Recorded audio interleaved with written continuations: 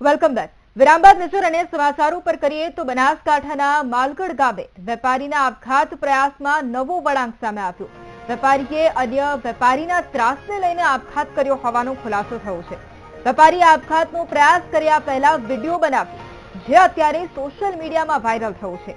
આ વિડીયોમાં વેપારીએ આક્ષેપ કરતા કહ્યું કે મારી મહેનતથી બનાવેલા કોલ્ડ સ્ટોરેજમાં ખોટી રીતે કબજો મેળવી લેવામાં આવ્યો છે। આ મુદ્દે દાવો કરતા મને ધમકી આપવામાં આવી।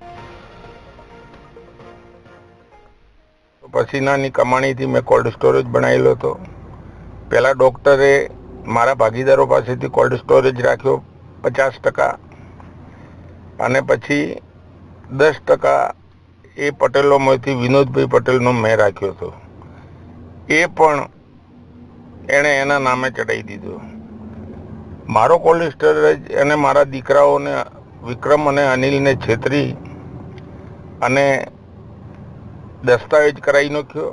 દસ્તાવેજમાં સહીઓ લઈ લીધી, વધા અરજીમાં પણ સહીઓ લઈ લીધી અને એક પણ રૂપિયો આપ્યા વગર, એક નવો પૈસો આપ્યા વગર અમારી 5 કરોડની પ્રોપર્ટી એણે અમારાથી છીનવી લીધી।